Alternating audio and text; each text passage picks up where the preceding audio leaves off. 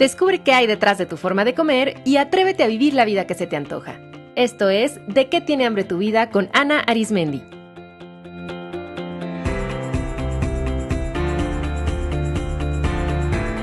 Este es el episodio número 42, Educación Emocional, con Lorena Aguirre.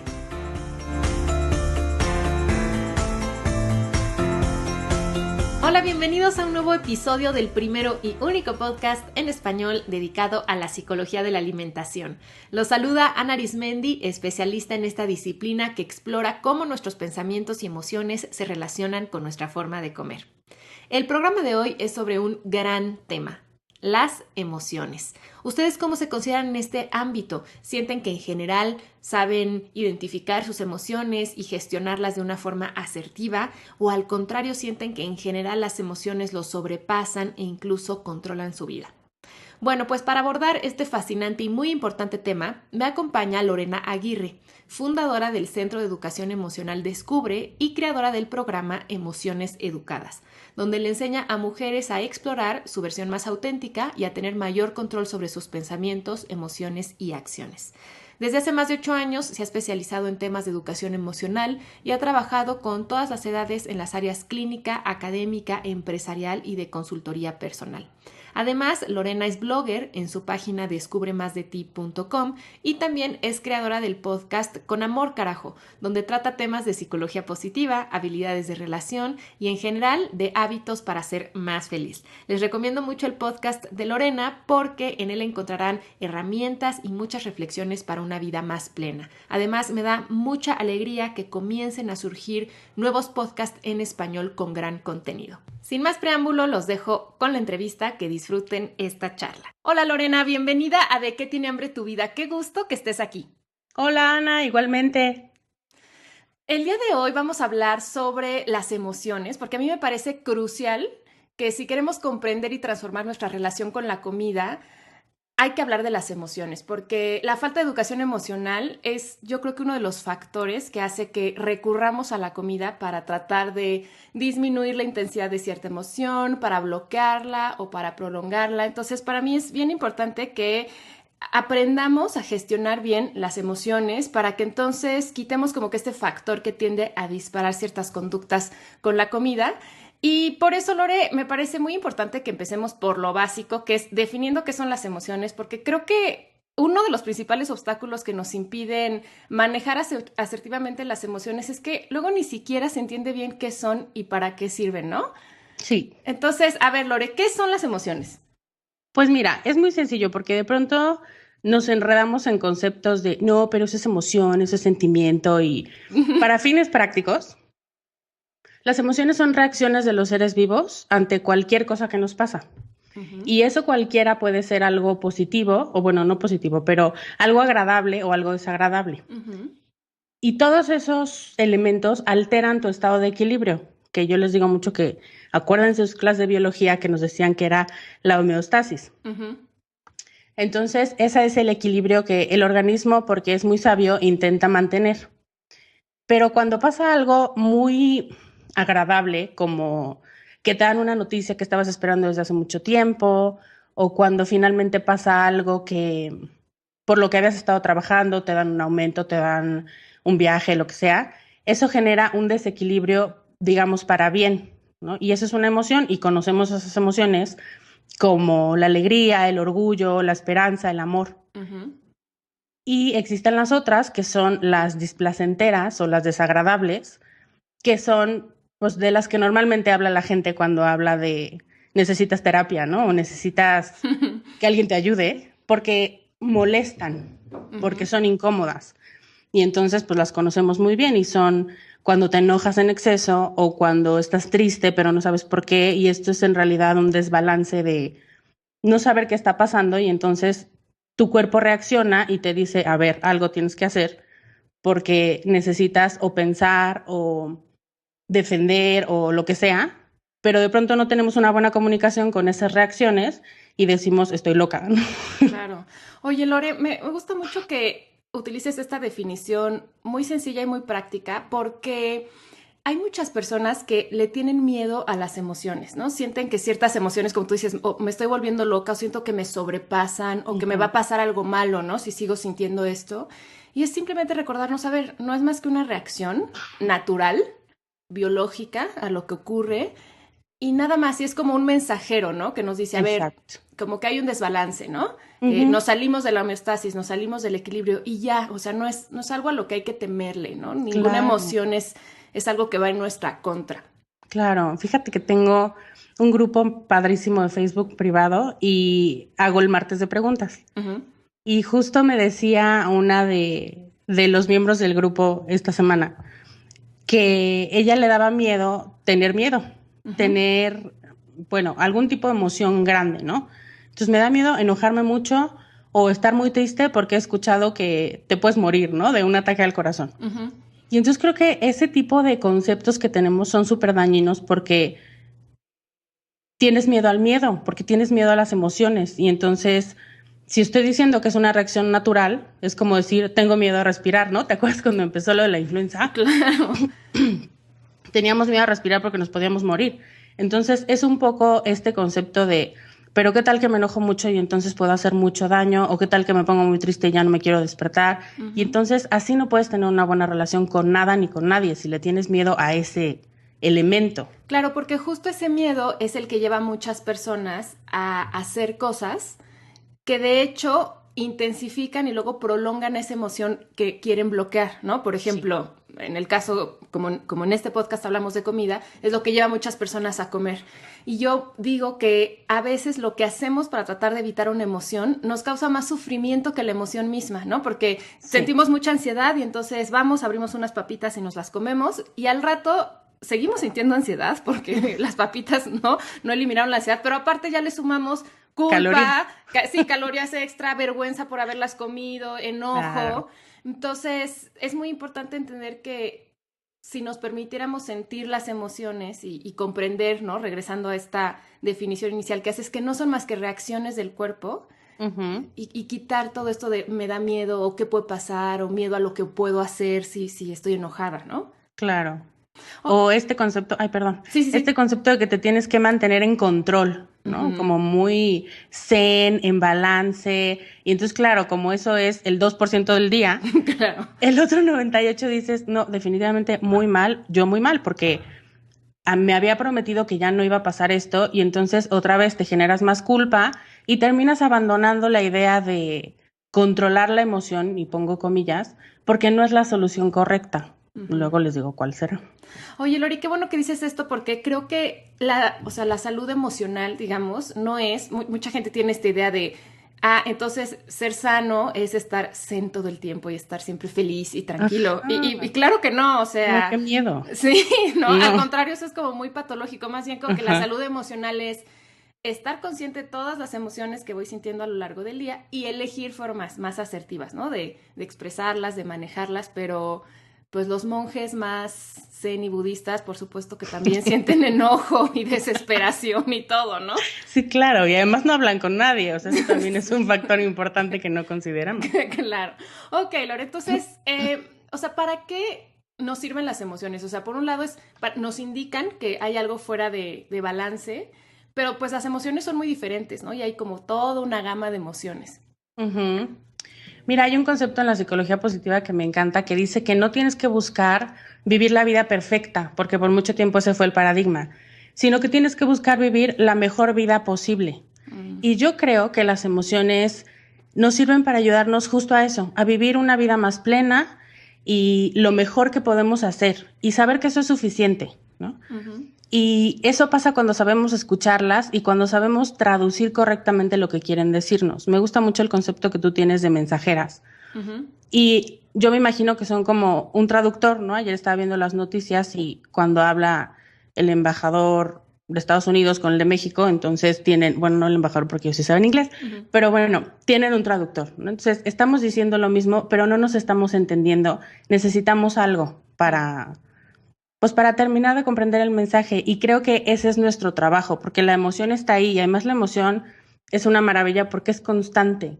O sea, nunca vas a decir, estaré enojada porque tengo un exceso de buena vibra o qué onda, ¿no? O sea, como que es eso y nada más. Tiene una ley de identidad bastante clara. Nosotros somos los que le ponemos encima, no, es que seguro lo que tengo es una culpa muy grande porque yo estoy muy contenta, y entonces empezamos a hacer complicado algo que en realidad no lo era tanto. Entonces, a mí me gusta pensar en las emociones como reporteras que te avisan qué está pasando y también como brújulas que te indican el camino. Pero además son lindas porque no te obligan a tomar una ruta, sino que te dicen, hey, ojo, aquí está pasando algo, pero la decisión la tienes que tomar tú. El tema es que cuando no las escuchas o cuando no las escuchas bien, como este traductor que decía, pues no le das el rumbo correcto y entonces te pierdes más y te sientes más frustrada. Claro. Entonces, bueno, yo voy a hacer un comercial, perdón, Ana. Adelante. Escribí un ebook que regalo si entran a la página descubremasdeti.com. Hasta arriba dice que si quieres el libro. Y ahí explico para qué sirve cada emoción. Y si quieres puedo explicar brevemente algunas emociones. Me encantaría y por cierto, yo descargué ese ebook y se los recomiendo muchísimo. Entonces te agradecería mucho, Lore, que nos dieras así como un preview, digamos. Perfecto. Bueno, mira, pues partimos de que cada emoción tiene una razón de ser. Esto es darwiniano, ¿no? Si no te sirve, las generaciones siguientes la desechan. Claro. Y si nuestras emociones han persistido en nosotros como especie, es porque son sumamente útiles para nuestra adaptación. Esto es súper interesante porque normalmente estas emociones desagradables de las que hablaba al principio, como que las metemos en el rincón, bueno, en el closet y las hacemos al rincón y no queremos que estén. Y cuando entendemos que en realidad son herramientas que nos han permitido sobrevivir como especie hasta hoy, tenemos otra visión de ellas y entonces podemos tener una actitud adecuada para aprovecharlas. Así es. Entonces, por ejemplo, bueno, si no tuviéramos miedo o si no nos enojáramos o si no sintiéramos ansiedad, hubiéramos desaparecido como especie hace siglos y es el típico ejemplo del mamut persiguiéndote, ¿no? Si no tuvieras reacciones de alerta, pues ya gracias te tragó el mamut. Claro. Entonces, ese es un punto. Y otro es que estoy muy convencida de que estamos creados de una manera impresionantemente perfecta y que somos una máquina súper bien articulada donde todo nuestro organismo y todo lo que contiene el organismo tiene una razón de ser. Bueno, excepto por el apéndice, que creo que ese sí, ¿qué onda?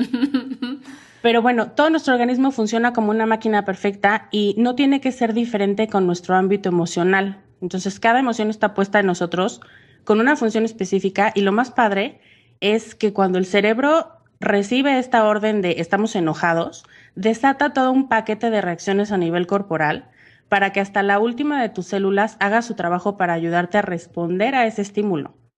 Entonces, por ejemplo, el enojo sirve para enfrentarnos a las amenazas. Entonces, puede ser amenazas a nosotros o a lo que amamos o a nuestras cosas. Y entonces surge el enojo como una voz que dice, a ver, mi reina, te están comiendo el mandado, ¿no? Entonces, ese viene con todo un paquete de empiezas a sentir una necesidad de, pues no es una necesidad de pegar, pero sí es, la sangre se va a las extremidades, o para golpear, o para huir, o sea, es una emoción que le dice a tu cuerpo, tienes que reaccionar con movimiento. Claro, y gracias al enojo justo nos movemos, ¿no? Porque si no nos quedaremos pasivamente con, ay, chin, pues ya me pidieron horas extra para quedarme aquí en el trabajo, pues ni modo, ¿no? O ay, chin, alguien me habló fuerte, ay, bueno, ni modo, ¿no? Y al contrario, o sea, el enojo nos da esta energía, o sea, a nivel físico para decir, a ver, o sea, como se está traspasando un límite, ¿no? Entonces te tienes que mover para, y hasta como esta idea de pararte más firme y verte más grande, que es algo también bien animal, como para decir, a ver, no, aquí estoy, ¿no? Este es mi territorio. Claro, absolutamente. Y en contraste con la tristeza, por ejemplo, la tristeza es la que sirve para comprarnos tiempo, le digo yo, después de una pérdida. Y una pérdida no tiene que ser una muerte, porque es como el ejemplo ideal. Pero bueno, tú sabes que también perdemos salud y perdemos estatus y perdemos un grupo de amigos, claro, ¿no? Entonces, todo eso, de pronto yo conozco gente que no le gusta estar triste y entonces prefiere estar enojada porque el enojo requiere movimiento. Entonces, cuando empiezas a identificar o bueno, a no identificar correctamente la emoción y lo que te dice. O sea, si lo que tienes es tristeza, lo que el organismo te está diciendo es, a ver, pila la mitad, siéntate y piensa qué pasó y piensa si lo puedes resolver para no sentirte más así. Pero no, tú escoges el enojo y entonces dices, bueno, ni quien los quiera, bueno, ya voy a renunciar, bueno, y entonces no le das al organismo y a tu propia mente el tiempo para procesar lo que acaba de pasar y para darle una solución, sino que inmediatamente te vas al ataque. Sí. Y ese es uno de los principales errores que cometemos a la hora de trabajar con nuestras emociones. Entonces, por eso es que me parece muy interesante ver qué hace cada emoción por nosotros y lo que nos pide. Porque la gente que somos muy alteraditas, eso, no nos gusta estar tristes, ¿no? O sea, es como, ya llevo 3 horas en la cama, ya estoy muerta, ¿no? Uh-huh. Y gente que al contrario dice, no, pues bueno, ya vendrá algo, y entonces no actúan o no se mueven o no permiten que, más bien no hacen que las cosas cambien fuera. Entonces, bueno, esa es como la diferencia y la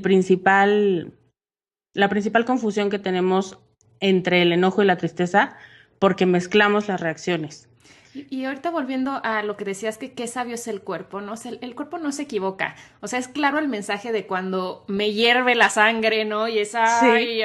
A cuando de verdad baja la pila. O sea, con la tristeza es... Uh-huh. Se siente hasta sueño, pesadez en el cuerpo, hasta confusión mental, como que el mismo cuerpo te está diciendo, no es un momento ahorita para que te pongas a pensar y hacer mil cosas. O sea, date chance... o sea, quédate quieto un rato, descansa para que puedas procesar pues toda esta emoción de algo que terminó y que puedas aprender de esa experiencia, ¿no? Claro. Y tú dices, bueno, y no solamente tú, sino la gente es como, no, échale ganas, ponte las pilas, no sé qué, y entonces, pues bueno, te paras y, o sea, a mí me gusta mucho la película de Intensamente, y por eso yo creo que la figura o el personaje de Tristeza le encantó a tanta gente, porque verdaderamente es que así te sientes, pero no muchas veces te das la oportunidad de sentirte así, ¿no? Como cuando se tira y eso va a ser muy triste, muy cansado, sí. ¿No? Y de pronto dices, no, ya qué flojera, me tengo que parar, no puede ser, yo actitud positiva, no sé qué. Y entonces ya el día que pudiste haber pasado mal para procesar el tema, ya te lo perdiste y entonces solamente estás dosificándolo. Entonces, en lugar de durarte un día completo, te dura 2 semanas, pero de media hora de tristeza cada día. Y entonces dices, esto está muy mal, yo estoy muy mal, yo ya lo había superado, no sé qué. Y entonces, pues no, ¿cómo lo vas a superar si nunca te dejaste sentir de lleno la emoción y decir, ok, qué bueno que me quieres decir eso, sí estoy triste, sí me dolió, ¿ahora qué hago? Claro. Pero no, este tema de decir sí me dolió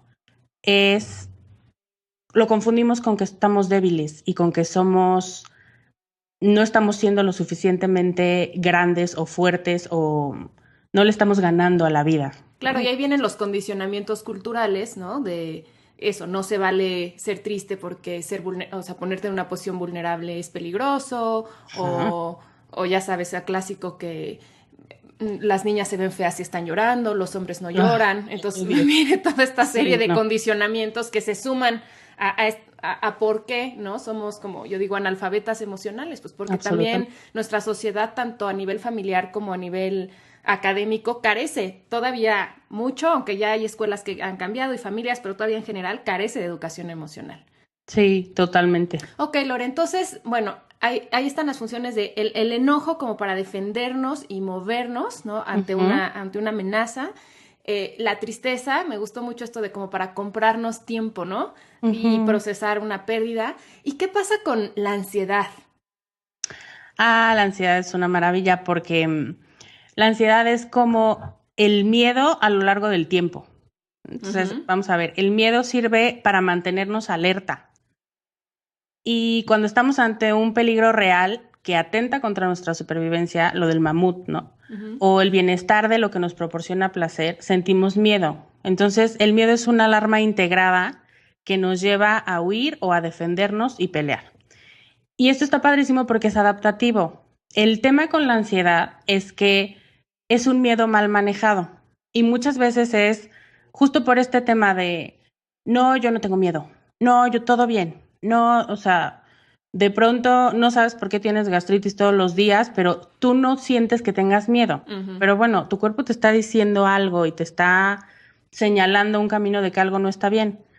Pero bueno, cuando a lo largo del tiempo tienes un miedo, aunque sea ligeramente superior a lo que puedes tolerar, empiezas a sentirte ansioso y empiezas a sentir, no solamente ya se queda en la parte de tengo que estar alerta, sino que ya tiene un componente cultural y cognitivo, ¿no? Pensamientos que te empiezan a decir, sí, definitivamente no va a funcionar, sí, lo vas a perder, sí, te van a correr, te van a dejar, no sé qué. Y entonces empiezas a hacer, sobre una emoción que en inicio era buena, empiezas a construir andamios de pensamientos donde nada te consta, pero lo vives como si estuviera pasando realmente y fuera un desastre. Entonces, la ansiedad y el estrés son elementos que generamos nosotros con nuestros pensamientos, porque incluso hay teorías que dicen que el estrés, o bueno, sí, la ansiedad no son reales en el presente, por lo tanto no existen, ¿no? Me parece como muy exagerada esa afirmación, porque claro, tú y yo lo hemos sentido y por supuesto que existe, pero bueno, se refieren a que o lo sientes porque estás pensando en algo que ya pasó, o porque estás proyectando algo que va a pasar, pero en realidad en el presente no estás en ningún peligro de muerte, ni los que amas, ni nada. Cuando sí, entonces es una emoción que realmente necesita esa gran cantidad de neurotransmisores y de hormonas que se generan para moverte y para hacerte correr y para hacerte reaccionar rápido. Es un estado de alerta extremo que, claro, cuando tu hijo está, cuando se le atoró una galleta, pues evidentemente necesitas ese subidón de adrenalina y de cortisol para hacerlo reaccionar. Pero de pronto tienes una fecha límite y entonces en una hora tienes que entregar un trabajo y generas la misma cantidad de esas hormonas y tu cuerpo dice, ¿qué onda? ¿Estamos en peligro de muerte todo el tiempo o qué? Sí, estoy de acuerdo, porque en el mundo en el que vivimos ahora, que bueno, ya afortunadamente, y los que están escuchando este podcast, o sea, no tenemos que salir a cazar, ¿no? Y estamos con el miedo todos los días de comeré o no comeré, o sea, realmente nuestra integridad física no está en riesgo, o sea, no habría por qué tener estos grandes miedos. Sin embargo, muchas personas nos los generamos, ¿no? Y de pequeños estímulos nuestra mente se empieza a acelerar, porque también ahí está otra, ¿no? Tampoco estamos educados para gestionar nuestros pensamientos, entonces pues la loca de la casa está como tal, como loca, ¿no? Sí, claro. Y entonces pues empezamos a, chin, y si no lo entrego a tiempo, no, retomando lo del proyecto, ¿no? Y si no lo entrego a tiempo, y si no me sale bien, y si mi jefe se enoja, y si me corren, y si, ¿no? Y al rato, o sea, ya te sientes de verdad como... O sea, esta capacidad increíble que tiene nuestra mente de poder anticipar el futuro, que nos ha ayudado mucho a sobrevivir, porque decimos, a ver, ¿qué amenazas puede haber, no? Ajá. Pero la dejamos correr como loca y sí, estoy de acuerdo, es lo que nos genera ansiedad, son más nuestros pensamientos que la amenaza en sí. Claro. Ok, y retomando ahorita que hablabas de intensamente de la película, me encanta esta figura del miedo, ¿no? Que es, o sea, que está así, claro, como todo nerviosito y ansioso todo el tiempo. Ajá. Pero, o sea, también se muestra como el vivir solo en la alegría no es funcional, porque nos lleva a la ingenuidad. Claro. Y hay que recordar que estamos, o sea, que el mundo en el que estamos es un mundo con posibles amenazas, posibles obstáculos, y para eso sirve el miedo, ¿no? Nada más no dejar que se acelere hacia la ansiedad. Sí, absolutamente. Y entender que pues esas amenazas no tienen por qué ser de muerte, pero sí estaría padre que las identificaras desde antes. Claro. Oye, Lori, me gustaría preguntarte sobre una emoción desagradable, incómoda, que sienten muchísimas personas relacionadas con la comida, con su cuerpo, con su peso, que es la culpa. Claro. O sea, ¿la culpa para qué sirve? ¿Por qué sentimos culpa? Pues mira, la culpa es nuestra manera de castigarnos por haber hecho algo malo. Es una emoción no tan... O sea, como que hay emociones, yo les digo simples y complejas, porque las simples son así en todos lados. Y de pronto las complejas tienen ya elementos sociales importantes. Yo me acuerdo cuando era niña, no tenías culpa por comer papas, ¿me entiendes? O sea, yo me acuerdo que me daban 10 pesos y con 10 pesos compraba unos Doritos y un Boing y un dulce. Qué bonita época. ¿Te acuerdas? Claro. Ajá. Y entonces yo y todas mis compañeras es lo que comíamos. Pero las niñas de ahora que trabajo en escuela, si compras algo que está ligeramente pasado de calorías, el grupo completo como que te ve feo.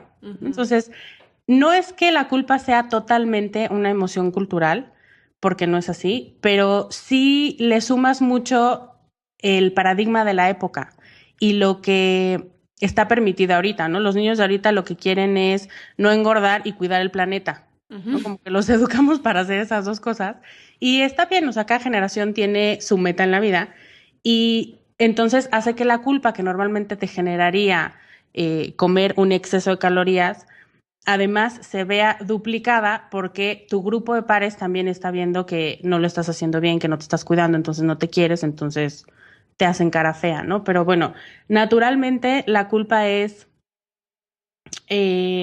obligarnos a notar que hicimos mal para poder reparar eso que rompimos, ¿no? Entonces, un vínculo, una promesa y en el tema de la comida, una promesa contigo misma.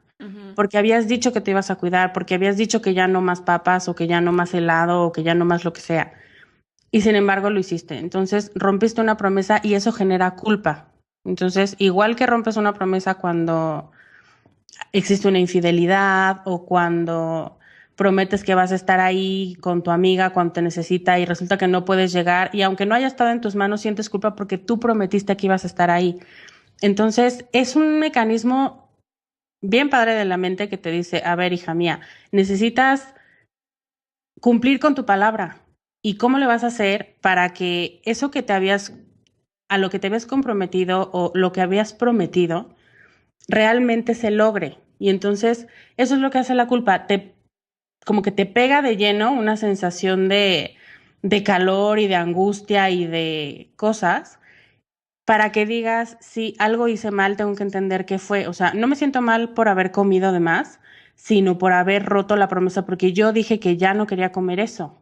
Entonces, en lugar de ponerle un componente de la comida es mala, lo que tienes que hacer es identificar cuál fue el vínculo que rompiste, cuál fue la promesa que no estabas cumpliendo, porque eso sí se puede arreglar, porque digo, al final, un chocolate con caramelo siempre va a tener el mismo número de calorías y no es bueno ni malo, pero si tú te lo comes cuando habías dicho que ya no más o que ya no por hoy o que esta semana ya cumpliste con tu cuota de ese tipo de chocolates, pues entonces eres tú la que tiene que recomprometerte con ese tema. Entonces eso es lo que hace la culpa, que es bien padre, te dice, aquí pasó algo, algo se rompió, tenemos que repararlo. Qué interesante cómo lo explicas, porque además la verdad es que la culpa, viéndola así, es muy útil para una sociedad. O sea, una sociedad para funcionar, pues necesita poner reglas, porque si no todo el mundo estaría haciendo de todo, ¿no? Y se necesitan reglas para que la convivencia sea armónica. Entonces la culpa es este mecanismo que nos recuerda, oye, te saltaste una regla, ¿no? Hacia la sociedad, por ejemplo, desde lo chiquito la impuntualidad, ¿no? Pues, o sea, en nuestra sociedad se entiende que una regla para la convivencia social es ser puntual. Claro. Entonces, pues nos sentimos culpables cuando infringimos esa regla y con nosotras mismas, que eso también es bien interesante, ¿no? Sí, yo rompí una regla que yo me puse a mí misma, un compromiso. Ahora, lo que se me haría interesante es aprender a no quedarnos machacando en la culpa, ¿no? Y pasar de lo que tú decías aquí es muy importante. O sea, ¿qué es? ¿Cuál es el compromiso que rompí? Y entonces, ¿cómo lo puedo arreglar? Pero hay muchas personas que se quedan en esto de chin, no cumplí y se empiezan a sentir mal y se quedan ahí y no dan el paso a, bueno, ya, ok, me comí el chocolate, no fue lo mejor, pero ahora ¿qué sigue, no? Claro. ¿Cómo lo arreglo? ¿Qué aprendo de aquí? Y no se quedan ahí, sino que a esa culpa que no está bien manejada, pues le sumas la ansiedad y le sumas la tristeza y le sumas una pila baja y al final termina siendo una bolsa de malas emociones que evidentemente no va a tener fuerza para volver a retomar el camino. Claro, al contrario, ya te llevaron a comerte otro chocolate, exacto, porque como ya te sientes triste. Ya te compraste una caja. Claro. Sí, pues sí. Ok. ¿Hay alguna otra emoción, Lore, así como de las centrales que te gustaría compartirnos como para qué sirven?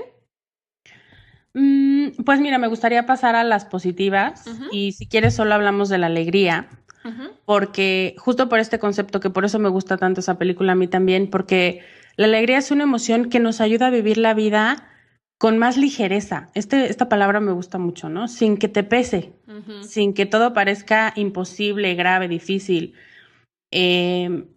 Y es un estado de satisfacción que nos mueve a ser agradables y generosos con nosotros mismos y con los demás, y a contagiar de esa energía a los que nos rodean.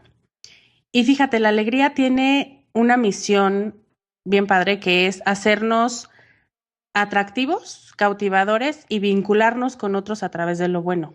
Qué Entonces, bonito. está padre. Por eso es que la gente busca desesperadamente sentir esta emoción. Pero bueno, cuando entiendes que no puedes estar, no sé si a ti te pasa, yo lo digo mucho, la gente que sonríe todo el tiempo a mí me genera desconfianza, ¿no? Digo, qué miedo, porque no puedes estar contenta todo el tiempo, no todo puede ser extraordinario, maravilloso y wow.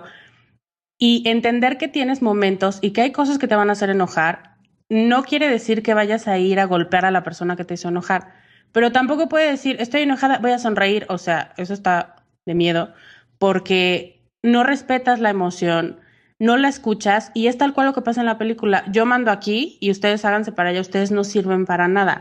Y a lo largo de la vida y a lo largo de la película vas viendo cómo sí, efectivamente existen muchas situaciones en las que no puedes utilizar otra herramienta más que la del miedo, porque si quieres utilizar la del enojo, no lo vas a resolver.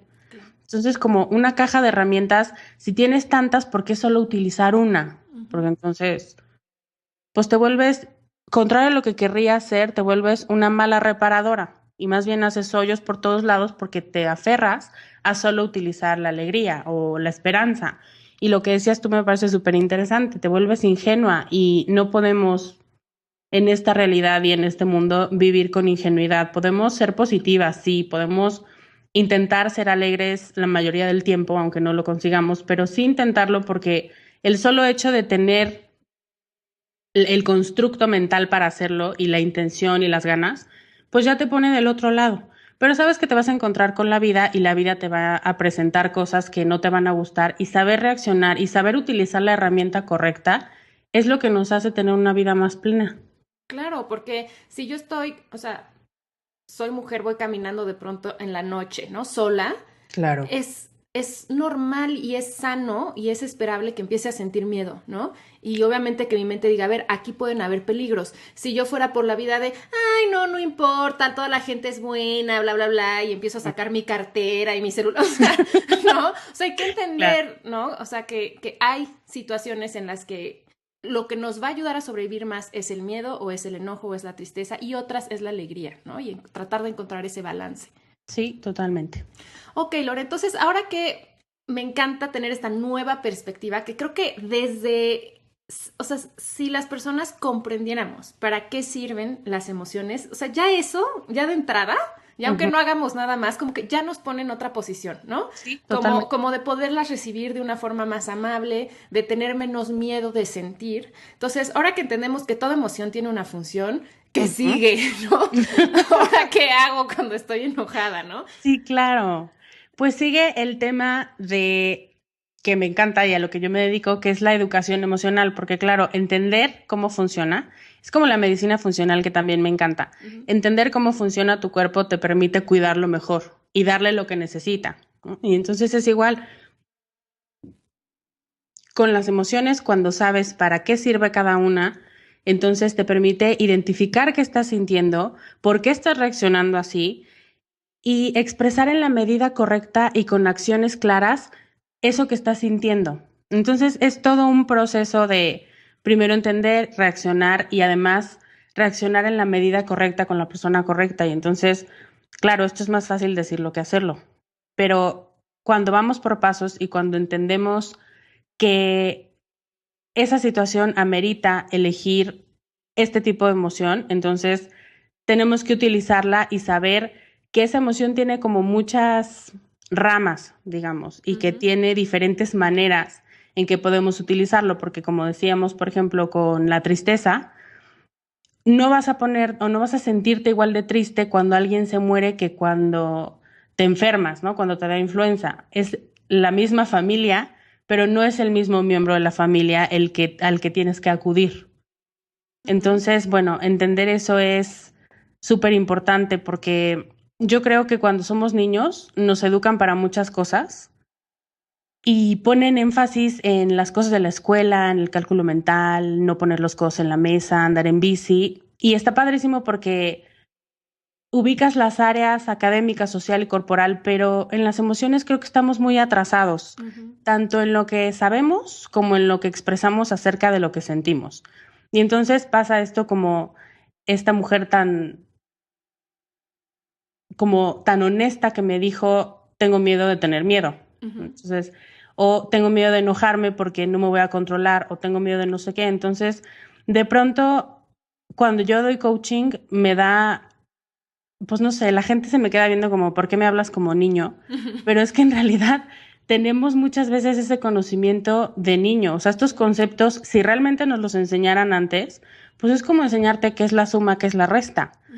Pero tenemos 30 años o más y nos parece súper interesante para qué sirve cada emoción. Entonces, eso quiere decir que desde sus conceptos no los tenemos bien afianzados. Solamente nos enseñaron que no había que sentirlos, que había que sonreír, que las princesas no se enojan, que, ¿sabes? Entonces, cuando empieza a educar la emoción, viene desde abrazarla, ¿no? Me gusta mucho esa palabra, y decirle, bienvenida, ¿qué necesitas?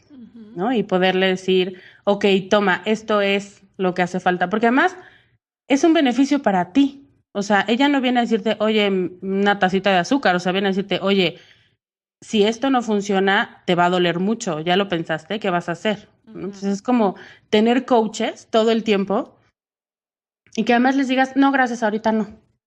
Entonces... Sí, también acordarnos que es parte de la educación emocional, de que no somos, como que no estamos a merced de las emociones, ¿no? O sea, vienen, como tú dices, como un coach, o como yo digo, como un mensajero, a entregarte un mensaje y tú decides qué hacer con eso. Claro. No es como que ya me siento triste, entonces ya me rebasa la tristeza y no puedo hacer nada, ¿no? O sea, es, sí. Ok, o sea, me siento triste, ¿qué voy a hacer? Sí, totalmente. Lori, a mí me gusta y desde que te conocí me encantó que utilices el concepto educación emocional. Porque, o sea, no es esta idea de control emocional, ¿no? Sí, no. Sino, o sea, la educación es comprender que estar en contacto con las emociones es un proceso de aprendizaje. O sea, por lo tanto, requiere práctica, ¿no? Va a haber, o sea, vamos a equivocarnos, se nos va a olvidar. Es como esta idea de, bueno, vamos poco a poco y con la práctica entrando en contacto con las emociones, sabiendo qué hacer y cada vez nos vamos a hacer mejores, ¿no? O sea, un día las fracciones nos costaban muchísimo trabajo y de pronto las comprendimos y podemos pasar a lo que sigue, ¿no? Sí. Pero no puedes pasar a lo que sigue si no sabes fracciones. Entonces, es como este proceso de irnos educando versus como tienes que tener control, ¿no? Y sentir esto de que si se nos sale de control, entonces ya es caos total, ¿no? Sí, no es algo que controlar, es algo que educar, que gestionar, que manejar. Sí, y por eso el concepto de la vida ligera, o sea, que la alegría te permite vivir una vida más ligera, me gusta tanto, porque de por sí vivimos en una sociedad que nos exige mucho. Muchos de nosotros, y normalmente la gente que escucha nuestros podcasts, suele ser ese tipo de gente que es perfeccionista en un buen sentido, ¿no? Que quiere saber más, que quiere aprender, que quiere ser mejor. Y entonces, si eres perfeccionista y además te dices, tengo que dominar las emociones, empiezas entonces un proceso en el que vas a fracasar, claro, porque no se controlan, porque es mucho mejor, o sea, es como lo que decías de las fracciones, entrar a primaria y decir, yo me voy a ganar un premio Nobel en matemáticas. O sea, hija mía, tienes que hacer un proceso y tienes que entender todo lo que completa el tema matemáticas y después, pues sí, a lo mejor generarás una teoría y lo mismo pasa con las emociones. Primero entiéndelas, primero escúchalas y como decías tú, simplemente saber qué es lo que nos quieren decir ya nos tiene del otro lado. Y poco a poco vas entendiendo y te vas dando cuenta de cómo reaccionas y te vas dando cuenta de que hay personas y que hay situaciones y que ya se los platicaré en las estrategias que te generan la misma emoción todo el tiempo, o incluso lugares. Y entonces creo que el tema de educación emocional es un concepto que viene con el autoconocimiento, porque solo educas lo que conoces. Y cuando sabes qué es lo que te dispara, qué es lo que te hace feliz y qué es lo que no, pues entonces buscas más de uno y evitas más el otro, o cuando te enfrentas con él, encuentras más herramientas para poderlo controlar, ahí sí. Pero si quieres brincar directamente al control, no. definitivamente, por eso es que la gente se frustra tanto, por eso es que la gente no cree en los psicólogos, ni en las terapias, ni en ningún tipo de ayuda, porque dice, ay, ¿qué me van a decir lo que ya hago? Y aparte, ¿sabes qué? Porque yo siento que el control también viene mucho como un mecanismo de defensa del miedo, ¿no? O sea, como quiero controlar esto porque no me gusta cómo lo estoy sintiendo, versus voy a confiar en las emociones, voy a confiar en esto, en estas sensaciones que me producen, voy a confiar en que traen un mensaje para mí, ¿no? Entonces, dar ese como voto de confianza que yo siento que viene mucho más desde el amor que desde el miedo, ¿no? Claro, totalmente. Oye, Lori, bueno, o sea, obviamente el tema de cómo educar las emociones es un tema amplísimo y bueno, para eso tú eres la experta, pero me encantaría si nos pudieras compartir algunas estrategias como por dónde empezar. Claro. Mira, hice pues como un PDF especial para quienes te escuchan, con unas estrategias de educación emocional que son, las voy a decir muy rápidamente aquí, pero si no tienen dónde apuntar ahorita o están haciendo otra cosa, no se apuren porque se puede bajar este ebook. Bueno, Sí, no es un ebook. vamos a colgar la liga para que descarguen este PDF en las notas del episodio. Perfecto.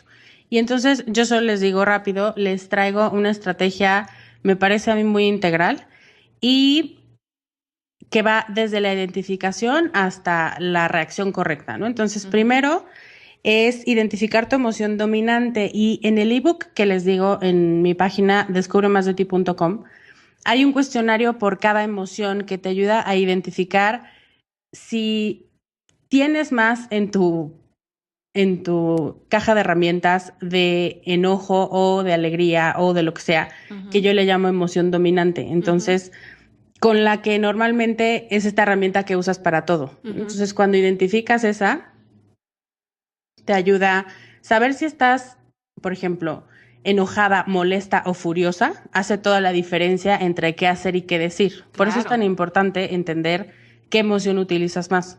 Es como asomarte a la ventana y saber si está lloviendo o hace sol, porque no te vas a poner lo mismo. Entonces, identificar la emoción te ayuda a saber cómo te vas a preparar para aprovecharla mejor. Por eso ese es mi paso 1 y el más importante. Y por eso está ese cuestionario, ¿no? Y luego, 2, hacer una disección de la emoción. Esta me encanta porque se trata de hacer un ejercicio de conciencia física. Y es cuando no estás sintiendo una emoción en especial, ¿no? Porque cuando te digo, estás furiosa, a ver, cálmate, ¿qué estás sintiendo? Pues bueno, me vas a dar. Claro, o sea, te pones más furiosa. Sí, azotar contra la ventana. Entonces, no. Cuando estás tranquila y dices, ¿qué onda conmigo que me enojé así de feo ayer? Entonces te empiezas a imaginar y te acuerdas qué pasó en tu cuerpo físicamente.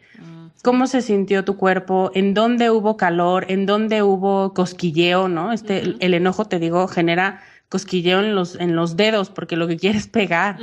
O sea, sí me encanta porque es totalmente instintivo, ¿no? Entonces, hacer como un recorrido de la cabeza a los pies y decir cómo reaccionó el cuerpo. El estómago tiene mucho que ver, el corazón empieza a palpitar más fuerte, o sea, todo tiene un elemento que ayuda. Claro, con el miedo empiezas a sudar, por ejemplo, lo cual no ocurre con la tristeza, ¿no? Entonces a ver, empecé a sudar, entonces tal vez estaba ansiosa. Claro. Exacto, eso es padrísimo, porque entonces, como somos esta máquina que está muy bien conectada, cuando te sientas y diseccionas cómo reaccionó tu cuerpo te va a dar las claves para entender qué pasó. Si realmente dices, o sea, cucu, yo varias veces llegué con mi psicóloga y le decía, o sea, yo muy mal, no sé qué pasó, ¿no? Entonces, cuando lograba hacer la disección de cómo reaccionó mi cuerpo, que no tenía ningún componente emocional, sino que naturalmente reaccionó así, podía entender que no es que estuviera muy enojada, sino que tenía mucha ansiedad, ¿no? Claro. Entonces, bueno, ese es un elemento importante. Luego, el tercer punto es diseccionar las particularidades de lo que desató esa emoción. Y entonces aquí es lo que te decía del cuándo, con quién, dónde, después de qué, antes de qué. Todo esto empezamos a ver cómo hay disparadores emocionales y hay personas que nos desquician y entendemos por qué, o personas que nos dan mucha paz, ¿no? Aunque las acabemos de conocer. Hay lugares en los que llegamos y nos sentimos tranquilas, o llegamos y ya nos queremos ir, o llegamos y siempre que comemos ahí nos terminamos peleando. Hay conversaciones que no nos gusta tratar o que podríamos durar horas hablando de ellas, palabras, gestos. O sea, hay gestos, esto es súper como de, ¿cómo se dice esto? Como de primates, que observas una expresión facial en alguien y entonces eso te remonta a algo. Claro. O tu mamá o tu maestra o alguien que hizo la misma expresión cuando estaba a punto de decirte algo muy feo. Y entonces asocias que la persona que la hizo te va a generar el mismo malestar. Entonces, poder identificar este tipo de elementos y particularidades dentro de esta situación también te ayuda a entender cuáles son como los agravantes y los atenuantes de tu reacción. Y por ejemplo, yo ahí, digo, no sé si tú lo hagas, Lore, pero yo recomiendo mucho a mis pacientes, a mis alumnas, que lleven al menos por una semana como un registro de emociones. Entonces, que marquen, ¿no? Cada vez que, o sea, sienten ansiedad, ¿no? Por ejemplo, si esa es su emoción dominante, ¿no? Entonces, cada vez que sienta ansiedad, y cuando ya lo ves como en retrospectiva, se empieza a ver un patrón clarísimo que no lo ves en el día a día, pero cuando te das el tiempo y dices, claro, o sea, cada vez que llego a mi casa en la noche, ¿no? O sea, es en la noche, no siento esta ansiedad en la mañana, es siempre en la noche, ¿no? Es los domingos cuando voy a casa de mis papás, o sea, ciertas circunstancias que entonces ahí se abre toda una ventana de autoconocimiento increíble. Sí, totalmente. Okay. Y mira, si no es una semana, que sea fin de semana, viernes, sábado, domingo, y empiecen por eso, y entonces puedes darte cuenta de... Sí, real, porque además de pronto hay gente que lo niega. No, claro que no, yo no me enojo, no sé qué. Y claro que el marido así de, no, digo. Sí, claro. O los hijos, no sé si te ha pasado que luego los niños así, sí, ma. Claro. Sí, totalmente, totalmente. Okay. Entonces, bueno, también es bueno en este punto identificar el polo opuesto, que es en qué circunstancias reaccionas adaptativamente a esa misma emoción, ¿no? O sea, me enojé, pero como lo que me disparó el enojo fue algo que dijo mi hermana, y a mi hermana la respeto, ¿no? Ahí sí me funcionó, o ahí sí pude entender cuál era el origen de la emoción. Y aquí es importante responderte qué fortalezas tienes para contrarrestar el mal manejo de la emoción. Si es tu hermana, si es el lugar, si es la hora del día, lo que sea, pero entender que cuando pienses en esa emoción o cuando quieras trabajar con ella, estas fortalezas van a ser tus grandes aliadas. Y ya las traes, ¿no? Que eso también me gustó ahorita mucho lo que dices. O sea, también darnos cuenta que ya traemos muchos recursos. O sea, que de hecho, o sea, si llegamos a esta edad, o sea, la verdad es que nos hemos adaptado mucho más que lo que nos hemos inadaptado, ¿no? Porque si no hubiéramos llegado aquí. Claro. Entonces, también me gustó esto porque hay muchas personas que sienten que no pueden con sus emociones, pero claro que sí, porque por algo están aquí y es también llevar a la persona que se enfoque a los momentos en los que ha podido sacar recursos y hacer evidente que sí tiene esos recursos internos. Sí, claro, y no pensar que solamente eres un desastre. Ok, entonces la cuarta es identificar pros y contras de esa emoción dominante, ¿no? Entonces, por ejemplo, ¿qué puedes hacer gracias a esa emoción? Atreverte, defenderte, aferrarte, decir que no. O sea, hay gente que solamente cuando está muy enojada puede decir que no y esa ya es una clave importante. ¿Qué situaciones desagradables ha desencadenado el mal manejo de esa emoción? ¿Con quién te has peleado? ¿Sobre qué temas gira esa discusión? ¿Qué defiendes? ¿Qué alertas? ¿De qué te hace arrepentirte? Porque al final, si decimos que somos una máquina perfecta, la emoción te está diciendo, esto ya se está repitiendo, déjame ayudarte a darte cuenta. Entonces, pues eso, entender, ¿no?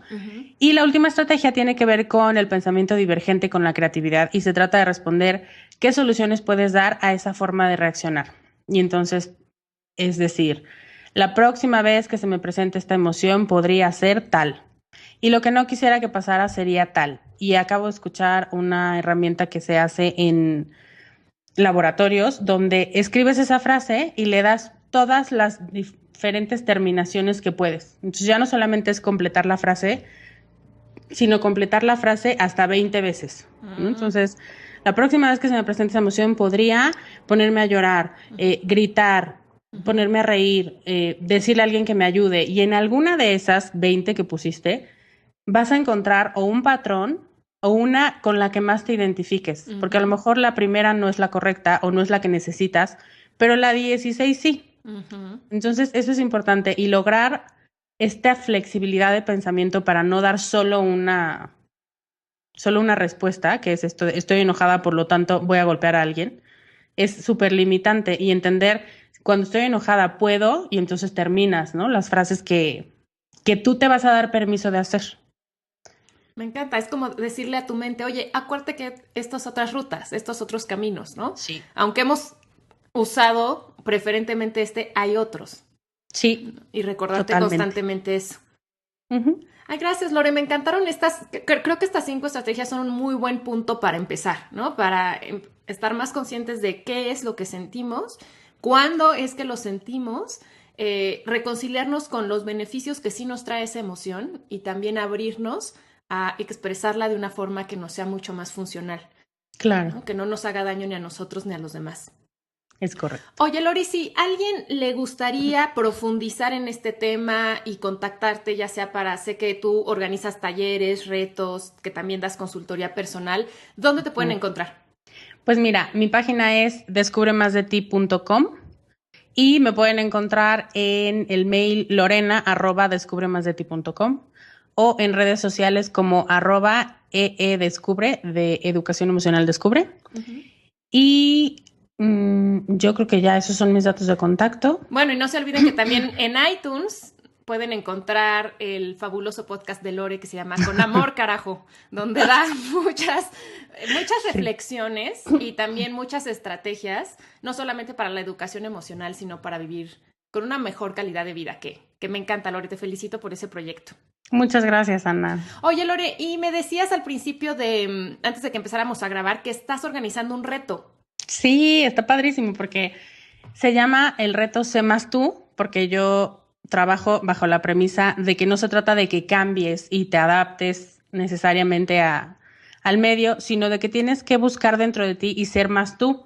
Y ese yo auténtico es el que va a lograr hacer que el mundo se modifique, ¿no? Y hacer que lo que tengas que cambiar lo cambies y que te adaptes a lo que realmente te hace falta, pero no solamente adaptarte porque los demás se van a enojar contigo, ¿no? Entonces, ser más tú implica tener este proceso de autoconocimiento y además atreverte a hacer cambios personales para entonces generar una visión de la vida y todo un proceso en el que tú puedas sustentar tu personalidad, la que más te gusta.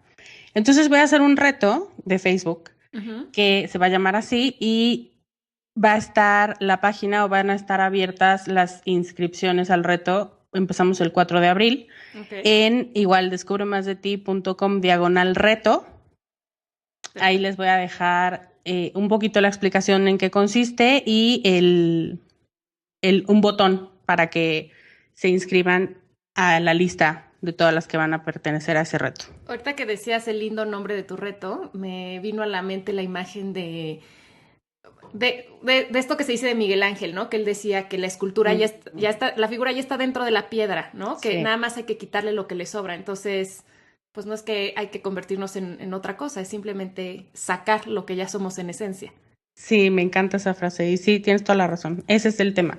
Y de pronto queremos todo el potencial que tiene ese mármol ahí. Dices, no, no me gusta, necesito arcilla. Y dices, hija mía, pero tienes aquí mármol. Un elemento padrísimo. Claro. Saca lo que puede tener y saca lo que realmente eres. Y de pronto tenemos mucho miedo a sacarlo. Y por eso es que me parece muy importante hacer este reto. Son 2 semanas en las que yo diario te doy una tarea que tienes que cumplir ese día, a la hora que quieras. Pero que son pequeños cambios que puedes hacer y que te van a ir haciendo más consciente de quién eres, qué te gusta y a qué te vas a atrever. Qué lindo, pues van a encontrar todos los datos de contacto, todo lo que nos acaba de compartir Lore en las notas de este episodio, por si se les pasó escribirlo o van en el carro, ahí pueden entrar después a dequetienehambretuvida.com y encontrar toda la información. Y ya para finalizar, Lore, viene la sección de preguntas que le hago a todos mis invitados. ¿Are you ready? Yes. Ok, número 1, ¿de qué tiene hambre tu vida en este momento? Ay, pues mira, yo siempre tengo hambre de chocolate amargo, pero creo que en este momento tengo mucha hambre de crecimiento. Tengo hambre de hacer un cambio en la vida de muchas mujeres, de ayudarlas a reconocerse como mujeres fregonas, a dejar de juzgarse por sus defectos, por cómo se ven, por lo que no hacen, y que empiecen a reconocerse como las autoras de cosas increíbles y de experiencias creativas y de volverse personas que nutren a otras porque son tan felices que lo quieren compartir, ¿no? Tengo hambre de éxito en mi trabajo profesional. Creo que ha sido un camino muy largo esto de emprender y finalmente estoy viendo los primeros frutos, pero quiero mucho más porque sé que cada persona es un proyecto de vida esperando ser explotado y me encanta la idea de tocar muchas vidas para que pase. Y tengo hambre de aprender mucho más de emociones, de desarrollo personal, de autocuidado, de neurociencias, de creatividad, que es este pensamiento divergente del que hablaba, que muchas veces nos enfrascamos en una sola respuesta. Y sobre todo, lo que quiero aprender es algo que me asombre y que me haga poner manos a la obra para construir yo misma mi mejor versión. Precioso. ¿Y cuáles son tus formas favoritas de nutrir tu vida? Yo pensaría que mi gente, ¿no? Mi novio es una persona maravillosa que me nutre, me refleja y me enseña cosas de mí que yo no veía. Mis hermanos son los más cagados del planeta. O sea, puedo tener el peor día, pero cuando platico 5 minutos con ellos se me olvida. De pronto hasta es terapéutico. Sí, es increíble. A mí me pasa lo mismo con mi hermana, o sea, de que ya sé que cada vez que estoy enojada, triste, ansiosa, etcétera, le hablo ya. O sea, me relaja. Sí, son maravillosos. Mi papá, que es súper sabio, su sabiduría y su espiritualidad me nutren muchísimo. Mi mamá y su sensibilidad y su sentido del humor, y que soy una mini ella, ¿no? Mis mejores amigas, que son muy honestas y que son espejos que me reflejan y que están conmigo siempre, ¿no? Me nutre mi trabajo mucho. La idea de cambiar vidas y el contacto con mujeres increíbles.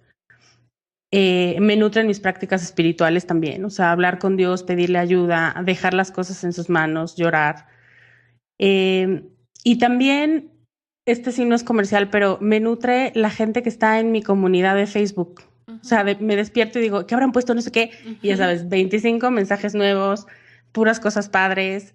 Se dicen hermanas del alma y se dicen cosas que al mundo no le puedo contar, pero aquí lo voy a contar. Entonces es como realmente un grupo de mujeres que quieren ser honestas con ellas y que quieren compartir con las demás. Y además, de pronto yo no estoy y ya tienen 8 respuestas de las demás, ¿no? Ya sabes, no, sí, échale ganas, no, lo que yo haría, ya me ha pasado, no sé qué. Digo, qué padre, porque muchas veces lo que nos falta es espacio.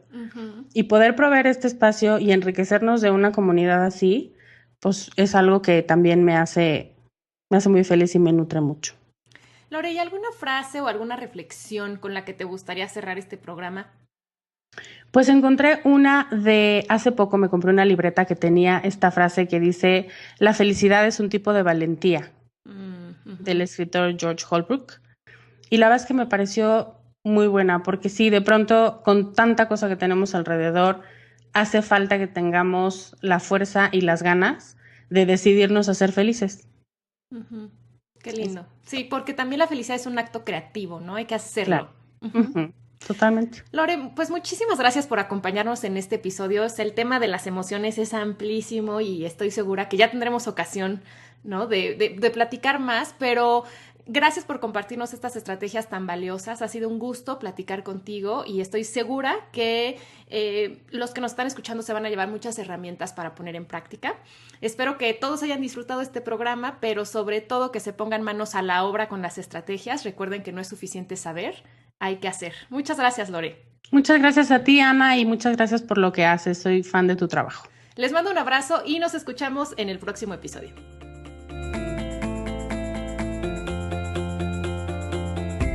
Esto fue ¿De qué tiene hambre tu vida? Con Ana Arismendi.